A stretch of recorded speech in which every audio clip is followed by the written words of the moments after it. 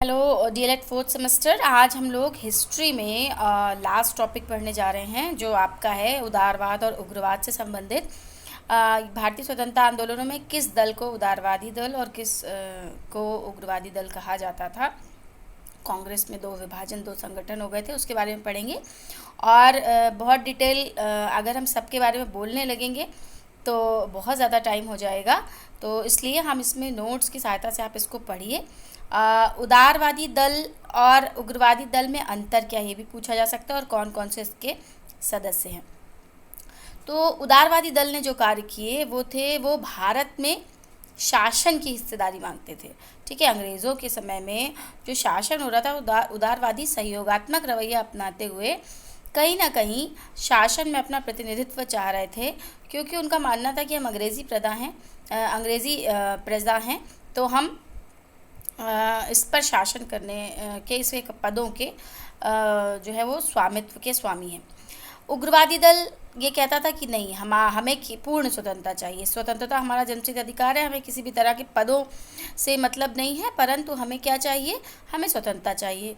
उदारवादी दल इंग्लैंड में रहने वालों से प्रार्थना करते थे और राजनीतिक विचारों और इतिहास जो अंग्रेज़ी थे उन पर उन्हें विश्वास था, लेकिन उग्रवादी दल पूरी तरह से भारतीय परंपराओं से प्रेरणा लेते थे।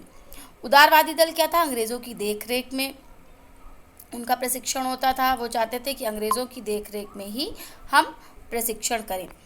और इसमें क्या है, ये आप ध्यान से पढ़िएगा, इसमें क्या है कि उदारवादी दल लोग आंदोलनों को राजनीतिक रूप से समझते थे। ठीक है, राजनीतिकरण करते थे, लेकिन अहिंसात्मक प्रतिरोध करते। उग्रवादी कहते थे कि अहिंसा से कुछ नहीं होगा, बल्कि अगर हम केवल राजनीति करेंगे तो ये केवल भिक्षा मांगना होगा। अगर हम जो है इस तरह का जिस अहिंसात्मक कार्रवाई या जो भी आंदोलन कर रहे हैं वो अंग्रेज़ी सरकार से कुछ भी अपनी चीज़ को, अपनी स्वतंत्रता को भिक्षा स्वरूप मानने से है। तो उदारवादियों का जो जन आंदोलन में विश्वास था, लेकिन उदारवादियों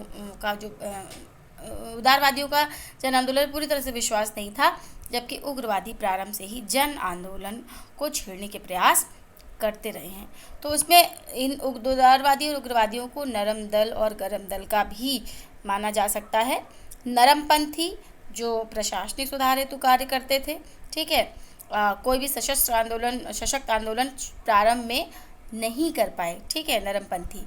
और जब ये प्रारंभ में नहीं कर पाए तो कहीं ना कहीं जो कांग्रेस का दल था वो दो भागों में बंटा गया, और उग्रवादियों ने कहीं ना कहीं माना कि जब तक हम नियंत्रित रूप से जो है वो किसी आंदोलन को सबके साथ मिलकर नहीं चलेंगे, तब तक संभव नहीं है कि ब्रिटिशर्स हमें छोड़कर जाए या हम पर से अपना आधिपत्य हटाएं।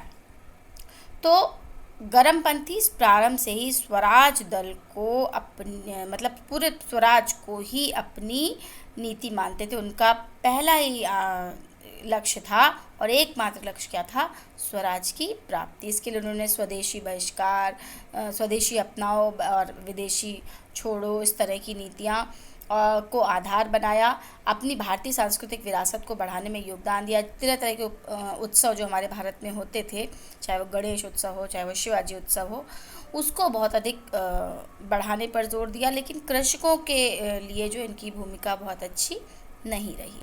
ठीक है, फिर बात करते हैं हम गरमपंथियों की। गरमपंथियों ने हालांकि स्वराज की मांग करी, लेकिन बहुत सारी कमियां थीं। ठीक है, क्योंकि इतनी गरीबी थी कि उस समय ये स्थिति थी कि किसी भी तरह से संतुष्ट होने को लोग तैयार हो जाते थे, जब इतना ज़्यादा ब्रिटिशर्स का क्रूर व्यवहार होता था। अब आते हैं गरम दल या नरम दल के नेताओं की बात करेंगे। नेताओं में अगर हम ये उदारवादी नेताओं की बात करें, उदारवादी को ही नरम दल कहा जा सकता है। इसमें मुख्यतः कौन कौन थे, दादा भाई नौरोजी, सुरेंद्र नाथ बनर्जी, गोपाल कृष्ण गोखले, फिरोज शाह मेहता और A.O. ह्यूम। दादा भाई नौरोजी को grand old man of India के नाम से भी जाना जाता है। कांग्रेस के सबसे विख्यात वयोवृद्ध नेता थे और अंतिम समय तक, जीवन के अंतिम समय तक वो इससे जुड़े रहे। ठीक है, उन्होंने बहुत सारे जनसेवा के कार्य किए। बम्बई में व्यवस्थापिका सभा का संचालन किया, सदस्य निर्वाचित किया।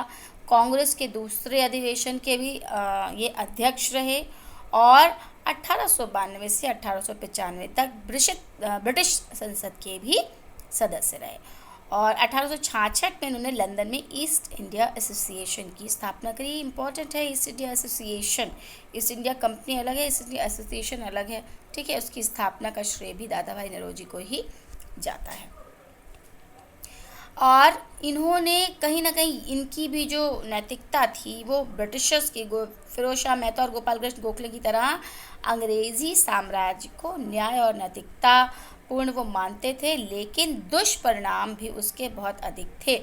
उन्होंने, उनकी एक बुक है poverty and un British rule in India में भी उन्होंने ये चर्चा करी है कि जो ये ब्रिटिशर्स यहाँ पर शासन कर रहे हैं उनका जो ये गलत तरीका है शासन करने का, लोक सेवाओं में भारतीय अधिकारियों की नियुक्ति नहीं कर रहे हैं, जिससे लोगों में विद्रोह बढ़ता जा रहा है। तो वो अधिक से अधिक भारतीयों की नियुक्ति की मांग करते रहे और इन्होंने बाद में विदेशी वस्तुओं का बहिष्कार और स्वदेशी वस्तुओं का प्रचार प्रसार करने के साथ साथ भारतीय शिक्षा के विकास का भी आह्वान किया था।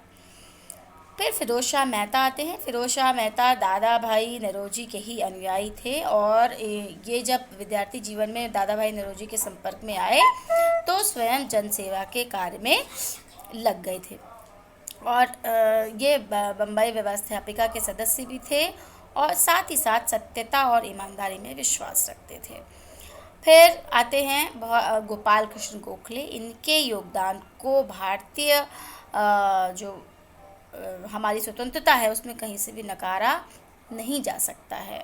ये भारतीय व्यापार के लिए कह सकते हैं कि ईश्वरीय देन है, क्योंकि प्रारंभ में ये अंग्रेजी साम्राज्य को कहते थे कि भारत के लिए ईश्वरीय देन है, क्योंकि यहाँ पर कहीं ना कहीं प्रगति हो रही है, ऐसा इनका प्रारंभ में मानना था। लेकिन बाद में जब इनकी शिक्षा का जो कि 1905 में इन्होंने शिक्षा का प्रसार किया था तो उसमें तो गोपाल कृष्ण गोखले जो है वो महादेव रानाडे को अपना गुरु मानते थे, जिन्हें महाराष्ट्र का सुकरात भी कहा जाता है। और इन्होंने 1902 में जब बम्बई विधान परिषद के लिए उनका चुनाव हुआ, वो अध्यक्ष बने, तो उन्होंने 1905 में फिर वो कांग्रेस के अध्यक्ष बने और 1906 में इंग्लैंड भी गए। 1909 में जब मार्ले मिंटो जो रिपोर्ट हुई उसमें इन्होंने बहुत अच्छी भूमिका निभाई और 1910 में उन्हें विधान परिषद के लिए, शाही विधान परिषद के लिए चुना भी गया। तो कह सकते हैं इन्होंने अनिवार्य शिक्षा के लिए, भारतीय शिक्षा के लिए भी बहुत महत्वपूर्ण कार्य किए हैं।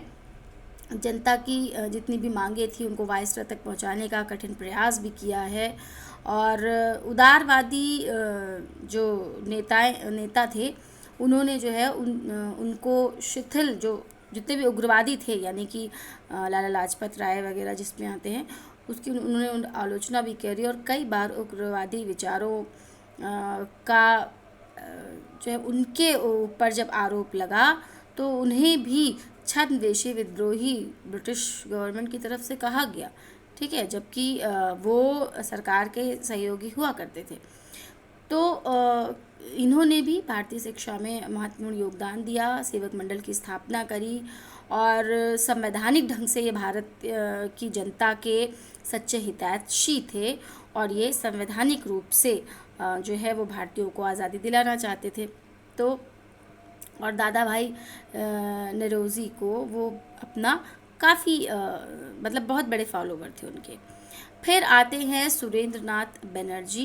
इनका जन्म 1848 में ब्राह्मण परिवार में हुआ। आईसीएस की परीक्षा को पास करने वाले 1869 में वो पहले भारतीय थे, ठीक है, लेकिन कुछ आरोपों को लगाकर उन्हें जो है उनकी जॉब से हटा दिया गया था और उसके बाद उन्होंने बंगाली पत्रिका का संपादन किया और संपूर्ण देश में राष्ट्रीय चेतना जगाने के लिए संपूर्ण देश में वो इधर उधर दौड़े और उन्होंने कई सारे संगठन लोगों को एकत्रित करने का प्रयास भी किया।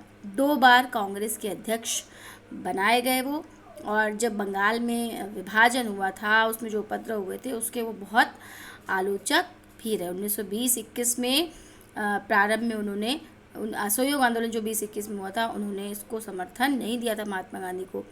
गवर्नमेंट ने उन्हें सर की उपाधि भी प्रदान करी थी और उनकी बुक थी a nation in the making book.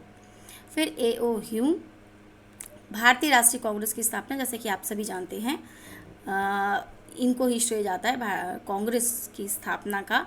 Scotland के निवासी थे ये और उदारवादी थे। भारतीयों में इनकी बहुत सहानुभूति थी और भारतीयों की दशा को सुधारने के लिए इन्होंने अत्यधिक प्रयास किए थे। जनता के मित्र नामक एक पत्रिका का प्रकाशन भी इन्होंने किया था, जिसमें भारतीय लोगों से संबंधित समस्याओं को छापने का कार्य भी ये करते रहे थे और 1885 से 1906 तक वो कांग्रेस के सचिव रहे। अब यहाँ से आता है आपका उग्रवादी दल, जिन्हें हम गरमपंथी कह सकते हैं। लाला लाजपत राय। लाला लाजपत राय के लिए जो आपको याद रखना है वो है पंजाब केसरी। किसे कहा जाता था? लाला लाजपत राय को। ठीक है, कट्टर आर्य समाजी थे ये और DAV कॉलेज की स्थापना और लाहौर में है उससे संबंधित थे। बहुत अच्छे पत्रकार थे, निर्भीक भी थे। अंग्रेज़ी जो पत्र था द पीपल, उसको चलाने का श्रेय भी इनको जाता है। इन्होंने आरंभ किया था, कई बार वो जेल गए और 1920 में कलकत्ता के अधिवेशन में उन्हें चुना गया। असहयोग आंदोलन जब 1922 में उन्होंने गांधी जी ने वापस लिया था तो इसके वो बहुत खिलाफ थे। चौरी चौरा कांड हुआ था, उसके बाद लिया था। उसके बाद 1928 में साइमन कमीशन जब गो बैक के नारे लग रहे थे, उस समय जो आंदोलन हुआ था उसी में इनके ऊपर बहुत सारी लाठीचार्ज हुआ और जिसमें इनकी मृत्यु हो गई थी। और इन्होंने कहा था कि जितनी भी लाठियाँ मेरे ऊपर पड़ी हैं तो जितनी भी लाठियाँ पड़ी हैं वो ब्रिटिश सरकार के ताबूत में एक कील साबित होगी। तो ऐसा हुआ भी था और इन्होंने जो अलग जगाई थी वो 1947 में स्वतंत्रता लेने के पश्चात ही समाप्त हुई थी। गांधी जी ने इनके लिए कहा भी है कि भारतीय सौरमंडल का एक सितारा डूब गया था जब इनकी मृत्यु हुई थी। बाल गंगाधर तिलक, इनके विशिष्ट योगदानों को जो है वो कोई भी नकार नहीं सकता है और इनका बहुत महत्वपूर्ण योगदान था। बहुत मेधावी छात्र थे बाल गंगाधर तिलक। 1879 में 79 में LLB की परीक्षा इन्होंने प्राप्त करी और बहुत संस्कृत, मराठी और अंग्रेजी के प्रकांड पंडित थे। विलक्षण प्रतिभा के स्वामी, महान देशभक्त और अदम्य इच्छा शक्ति थी इनके अंतर्गत और इनका यह विश्वास था कि जो अपनी सहायता नहीं करता है कोई भी उसकी सहायता नहीं करता है। ये भी गरम दल के सदस्य थे। गरम दल यानी कि उग्रवादी विचारधारा वाले थे। जब 1889 में ये कांग्रेस में आए तो उस समय कांग्रेस पर उदारवादियों का प्रभाव था, परंतु ये प्रारंभ से ही विचारों से उग्रवादी थे। हमने पहले ही बताया आपको। इनका प्रारंभ से आदर्श था एक स्वावलंबन, सेवा और कष्ट सहन। और इन्होंने पूरी तरह इन्होंने कहा कि कांग्रेस की नरमी और राजभक्ति स्वतंत्रता प्राप्ति के योग्य नहीं है। मतलब अगर हम नरमी दिखाते रहेंगे तो हम स्वतंत्रता प्राप्त नहीं कर सकते। स्वतंत्रता हमारा जनसित अधिकार है, हम इसे ले लेंगे और लेकर ही रहेंगे। अंग्रेज़ों के सामने ये हाथ पसारने से नहीं मिलेगी, परंतु इसके लिए हमें युद्ध करना होगा। इनके जो जेल में इन्होंने कुछ ग्रंथों की रचना करी, the Arctic home of the Vedas और गीता रहस्य। ये भी इम्पोर्टेंट है, पूछा जाता है गीता रहस्य की रचनाकार और the Arctic home of Vedas. और 1908 में इन्हें राजद्रोह के लिए 6 वर्ष की सज़ा भी मिली और 1914 में वे जेल से मुक्त हुए और फिर से लग गए। फिर आते हैं पाल, विपिन चंद्र पाल। लाल बाल पाल उग्रवादी और या गरमपंथी दल के मुख्य नेता में आते हैं। इनको कहा जाता है लाल बाल पाल किन्हें कहा जाता है, तो इन सबके नाम भी आपको याद होने चाहिए। लाल मतलब लाला लाजपत राय, बाल मतलब बाल गंगाधर तिलक और पाल मतलब विपिन चंद्र पाल। इनका जन्म 1958 में असम के सिलहट में हुआ था और इन्होंने भी स्वदेशी आंदोलन के प्रचार प्रसार में बहुत अधिक कह सकते हैं बहुत अच्छी भूमिका निभाई। और सरकार ने जो है अरविंद घोष पर जो मुकदमे चलाया तो उनकी पैरवी गवाही देने को कहा गया था, जब उनके खिलाफ गवाही देने को अरविंद घोष की। तो जब इन्होंने नहीं माना तो मानहानि का मुकदमा चलाकर 6 वर्ष की जेल इनको दे दी गई थी और 1932 में उनकी मृत्यु हो गई। अरविंद घोष आते हैं, ये एक राजनीतिक दार्शनिक थे और बंकिम चंद्र चटर्जी की पुस्तक आनंद मठ से प्रेरणा लेकर इन्होंने वंदे मातरम को अपना आदर्श बनाया था। इन्होंने भी देश की स्वतंत्रता का व्रत लिया और बंगाल विभाजन के समय अंग्रेज़ों का विरोध किया और उन्हें बाद में बंधक बनाया गया। युगांतर नामक पत्रिका, ये इम्पोर्टेंट है, युगांतर और सावित्री इनकी महत्वपूर्ण पत्रिका और पुस्तक हैं। और बाद में अंत में ये पौंडीचेरी चले गए थे और वृंदाश्रम की स्थापना करके अंत तक वहीं पर रहे और वहीं पर उनकी मृत्यु हो गई। तो ये आपका निष्कर्ष है किस तरह उग्रवादी और उदारवादी दोनों का क्या योगदान रहा, और ये आपका पूरा टॉपिक हो गया है।